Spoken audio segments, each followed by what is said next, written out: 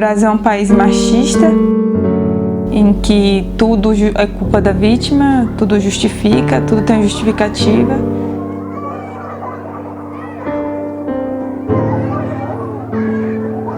Que modificou a minha vida, hoje mas eu tento seguir em frente.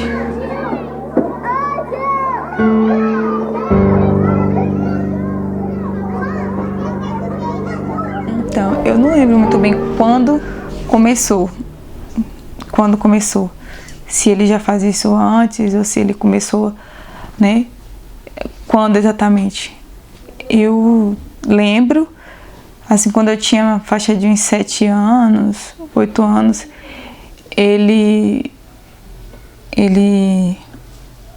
olha, geralmente eu tinha meu quarto com a minha irmã, eu dormia nós dois em um quarto separados, e ele tinha um quarto com a minha mãe, e minha mãe tem uma filha com ele, ela dormia também no quarto junto com a gente. Ele levantava de madrugada. Primeiro eu lembro que ele ficava na cama, pegando meu cabelo, tirava o lençol, dessas coisas eu lembro, mas até então eu não entendia muito bem o que estava acontecendo, Tirava o lençol, aí ficava ali comigo. Depois eu dormia, não acordava e no outro dia pra mim não tinha acontecido nada. Só que essas coisas foram piorando. Olha, se a vítima foi abusada quando criança, depende de como foi esse trauma, de como foi elaborado, Talvez há um blackout, dependendo da idade, Mas acredito que seja difícil ela esquecer por completo.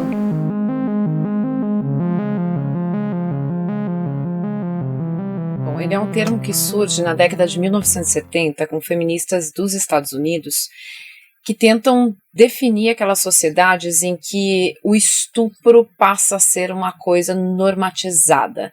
Mas não só o estupro como um ato, Não só o estupro como a gente conhece, a coisa bárbara em si consumada.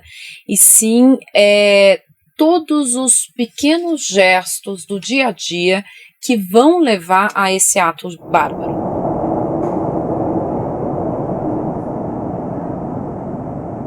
Então, era uma quinta-feira, eu tava indo trabalhar com a minha mãe, a gente sempre pega metrô juntas pra ir trabalhar. E aí, naquele dia, o metrô, ele tava até funcionando com maior tempo de parada, E aí, teve uma hora que eu tava, como tava lotada e eu sou baixinha, eu seguro no braço da minha mãe, ela tava segurando no meu braço direito.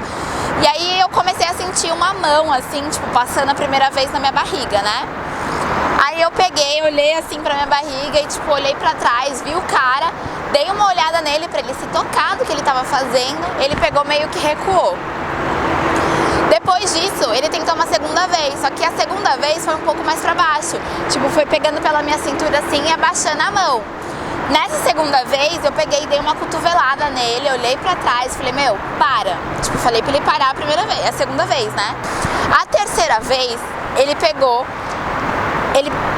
passou a mão assim, na minha cintura e foi descendo pra minha virilha. Ele apertou a minha virilha. E aí eu peguei, olhei assim, aí eu fiquei louca, porque eu achei, uma puta falta de respeito. E aí nesse dia, eu peguei, fiquei muito assim, nervosa. Minha mãe, ela queria até descer do metrô pra ir falar com algum guarda. Chegou na estação que ele queria, ele desceu, e ninguém mais viu. Então, eu trabalhava numa empresa de construção e eu era uma das estagiárias e trabalhava com pedreiros, enfim. E aí teve a festinha de fim de ano num bar e tava todo mundo rindo, bebendo. Aí, sem problema nenhum. Tava conversando normal com todos eles, nunca fiz diferenciação, nada. E aí, um deles teimou que eu tava dando em cima dele, não sei de onde ele tirou isso. E aí eu ia sair mais cedo da festa. Porque ia ficar tarde, tudo era no centro de São Paulo, ia ficar muito, muito tarde pra eu sair sozinha. Então, e era ali na São Bento, sabe? Então ali fica um breu à noite, Só tinha aquele bar aberto. Aí eu falei, então eu vou chamar um Uber e vou pra lá esperar, Aí ele falou que ia comigo, pra mim ótimo, ia ficar esperando comigo, eu tava achando perigoso. Falei, vamos lá então, Ele falou que percebeu muito que eu tava dando em cima dele, que eu tava sendo... como ele disse, eu tava sendo bem transparente. E aí tentou me agarrar e eu empurrei ele. Aí ele pegou meu chiclete, ele enfiou a mão na minha boca e pegou meu chiclete e colocou na boca dele. Eu falei, que é isso, menina? Ele falou assim, é pra eu sentir seu gosto. Ele falou desse jeito. Aí pra mim isso foi fim da pincada. Eu comecei a empurrar ele, até tinha um policial perto. E eu até gritei um pouco, aí o policial ficou de olho assim, mas também não fez nada. Aí ele me apertou o braço e falou assim, é isso então? Então amanhã que você vai ver. Aí eu falei, nossa, não tá, né? Aí eu peguei e fui embora. Pra mim, tipo, ia acabar aquilo ali, né? No dia seguinte eu fui conversar com eles e aí todos os meninos começaram a falar pra mim assim, ai, tô sabendo, hein, de ontem, com você. Aí eu falei assim, mas gente, o que tá acontecendo, né? Aí um deles, que era muito meu amigo, me chamou de canto. E aí comentou que o funcionário X, né, que não vou citar nomes, tinha falado que eu tinha ficado com ele na noite passada, que tinha sido uma noite incrível, imagina. E eu até namorava, e aí gerou uma polêmica absurda, até com o meu chefe, foi uma coisa muito feia, né? Então eu fiquei muito chateada, eu fiquei assim muito abalada com isso. Uma coisa importante do crime de estupro, que muitas pessoas não sabem, que não é apenas a penetração em si que constitui o estupro. Outros atos que nós chamamos pela lei de atos libidinosos também constituem crime de estupro. Por exemplo, passar a mão, sexo oral. Eu acho que passa do limite quando toca, quando chega a tocar no seu corpo. E tem aquela velha história também, né, que ela tá com roupa curta, então foi um convite, foi uma provocação, ela quis por aquilo, né, ela pediu por aquilo. Eu, naquele dia, eu posso falar, eu tava de cachecol, eu tava de blusa manga comprida, com blazer, calça social, eu tava indo pro trabalho. Eu não tava com nenhum decote, não tava com nenhuma roupa curta, então não foi uma desculpa, entendeu?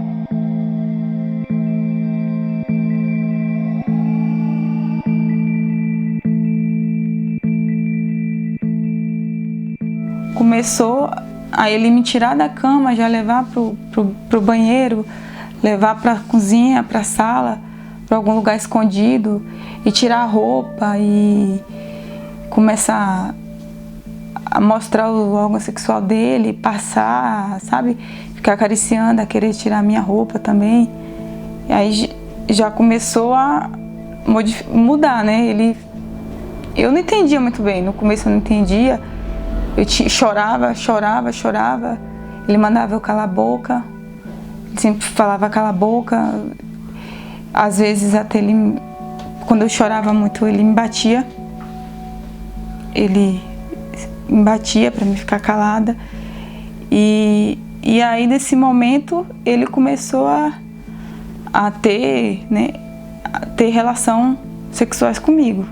Se no caso a vítima, né, o abusador foi o padrasto, né, claro que para a criança construir, ela precisa construir o vínculo novamente com algum adulto, né? Muitas vezes a mãe não está sabendo do que aconteceu e uma nova figura masculina aí nesse contexto vai ser difícil, mas se ele estabelece realmente uma relação de confiança com essa criança, talvez ela se sinta protegida, né? Mas a ausência da mãe é sempre muito perigoso. E aí a minha mãe começou a arrumar um trabalho à noite, aí foi quando piorou, porque ela estava à noite no trabalho e eu estava em casa com as minhas irmãs e a minha irmã pequena sempre ia dormir. Ele pedia para minha irmã mais velha ir na casa de alguém e aí ele já me chamava. A minha irmã também, ela acordava cedo porque ela estudava cedo, então ela dormia cedo.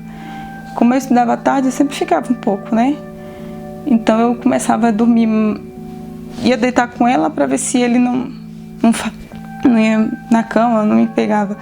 Às vezes eu dormia até abraçada, eu abraçava nela para na hora que ele fosse me pegar eu estar grudada e tipo ela acordar e ele ter medo de pegar porque ela poderia acordar.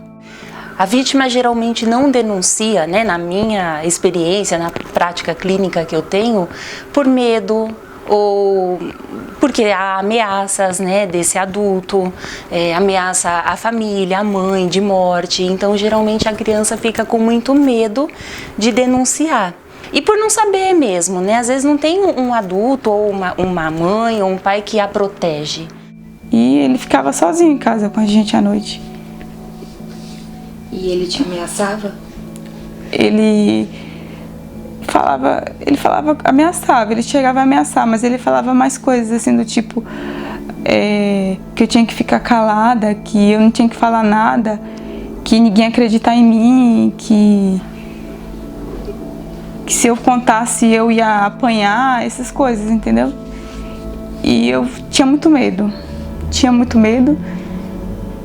até quando, porque ele já morreu, quando ele morreu eu fui no hospital e ninguém entendia por que ele me pedia desculpa. Ele me pedia desculpa, hoje eu me sinto até culpada, porque eu não perdoei ele na hora que ele morreu. O crime de estupro está tipificado no artigo 213 do Código Penal. Então, as penas do crime de estupro, como funciona? Tem o estupro do artigo 213, que é a pena de 6 a 10 anos, e tem o tipo penal do artigo 217, a linha A do Código Penal, com o estupro de vulnerável, que é a pena de 8 a 15 anos.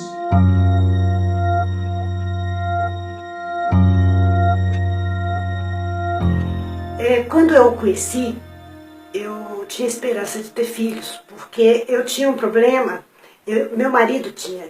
Nós tínhamos uma filha adotiva, mas não conseguimos engravidar. E ele era o mais famoso na época. Então eu fui e procurei ele. Só que além de ser ex-médico, né, psicopata, tarado, ele também era um comerciante. Quando você chega lá, ele dá aquele golpe. Ele não te deixa escapar. Aí comecei o tratamento. Não é assim tão fácil, são várias injeções, né, várias vezes. Fiz 3 tentativas. Eu vou direto na terceira porque foi o que aconteceu. Todas as tentativas ele dava um remedinho para que a gente não sentisse dor, tipo anestésico. Na terceira vez, no momento de colocar o embrião, ele dizia que precisava ficar sozinha com a paciente, porque era como o Picasso quando estava terminando uma obra. Isso que ele veio a falar. E pior, eu acreditar. E aí, fiquei deitada na posição ginecológica, e eu acordei no inferno. Eu não gosto muito de falar desses detalhes, porque foi o pior momento da minha vida. Você imagina que eu dormi imaginando que ia engravidar e acordei com uma pessoa em cima de mim, fazendo sexo anal, me lambendo. E a repulsa, o nojo que eu sinto até hoje me faz muito mal. Eu procuro evitar, assim, contar os detalhes, né? Mas foi assim que aconteceu. Eu estava meio zonza ainda, mas consegui me desvencilhar, colocar uma roupa e sair correndo.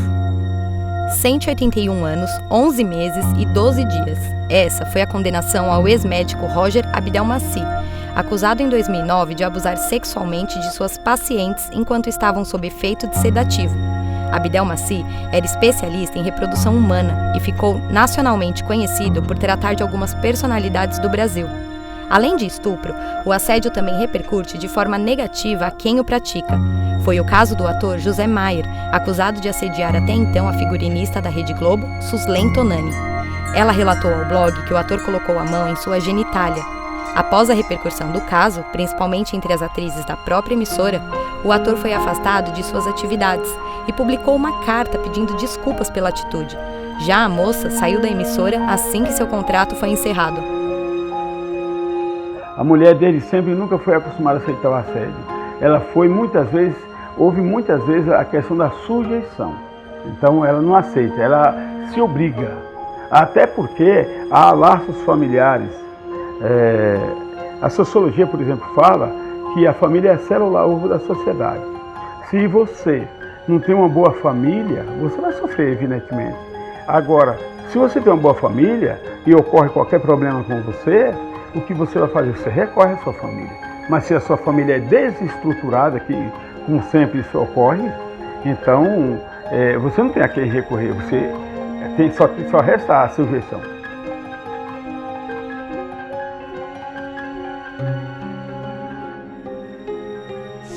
Eu não confio, assim, principalmente em homens, assim, eu não confio, não consigo me relacionar, assim, bem. Isso mudou muito a minha vida. Eu procuro não sair, assim, à noite, principalmente para lugares escuros, porque se eu vejo uma pessoa na rua, eu já acho que vai acontecer alguma coisa, já tem aquela certa apreensão, aquela certa coisa que fica, né, que a gente... Então é muito difícil. devido a tudo isso que aconteceu comigo, eu tenho muita dificuldade em confiar nas pessoas e também, eu não sei, às vezes eu começo a namorar com a pessoa, tem uma coisa séria e eu sinto nojo, eu sinto muito nojo. Então eu tive só um relacionamento mesmo e não quis mais, assim, relacionamento com ninguém. A grande maioria, né, nas pesquisas indicam que 50% das vítimas abusadas vão ter o transtorno de estresse pós-traumático, né? E nisso desenvolver ansiedade, depressão, né? E com a terapia talvez a gente ajude, sim, o paciente a elaborar esse trauma, né? E ter uma vida saudável. E o que ocorre é que precisamos orientar nossos jovens, dar uns ensinamentos para que haja equilíbrio emocional e que haja também um bom comportamento, porque cada um tem o seu direito de ir e vir, o direito do seu corpo, não pode ser uma coisa, um objeto. Feminismo não é o oposto de machismo. O oposto de machismo é feminismo, né? Colocar um em cima do outro. Feminismo é querer igualdade, é homem e mulher andando lado a lado, é a gente andar caminhando juntinho, é só isso, né? Também, olha o tamanho da saia dela. Na rua, até esse horário? Estes questionamentos são comuns quando falamos de uma vítima de abuso sexual, que além de sofrer o crime, ainda é culpabilizada. Na maioria dos casos, o agressor é tratado como um ser irracional, incapaz de conter os seus instintos. Ao invés de ensinar a vítima como não ser estuprada, por que não ensinar o agressor a não estuprar? É normal as mulheres se sentirem culpadas de alguma forma por algum tipo de abuso sofrido? É normal. É como se ela tivesse seduzido esse abusador. Por isso que elas geralmente não contam, não pedem ajuda. Em momento algum a gente pode dar indícios que está recriminando, né, que não confia no que a vítima está falando, porque ela muitas vezes é desacreditada pela mãe. Né, quando ela vai contar, a mãe ainda a culpa de algo, né? Já vi casos da mãe culpar a criança, que a criança seduziu o pai, a criança seduziu o padrasto, né? Então, assim, isso é muito delicado. Então, o profissional tem que passar essa falta de censura, não tô ali para julgar, para criticar, e quando ela se sentir à vontade, geralmente lá para a segunda sessão, ela acaba nos contando. Então, essa culpabilização da vítima, que é uma segunda agressão com a vítima, né? Quando a gente diz, bom, mais de 33% da população culpabiliza a vítima pelo estupro, pelo assédio, pela agressão, porque ela estava bêbada, porque ela estava de shortinho, porque você pergunta para a vítima o que você estava vestindo. Mas você foi com ele para casa de forma consensual e chegou lá e não quis dar, né? Isso faz parte da cultura do estupro. O estupro é o único crime que você questiona. Ou você questiona quando alguém te diz que foi assaltado, que foi roubado. Sua amiga chegou e disse, olha, eu fui assaltada ontem. Você foi assaltada mesmo? Pediu. Eu fui roubada ontem. Ah, mas você pediu para ser roubada, né? Você não diz isso para sua amiga. Você não fala isso. O estupro é o único crime que tem isso. Por quê? Porque a gente tem uma cultura de estupro, porque a gente tem uma desconfiança da vítima que acaba revitimizando quem foi vítima.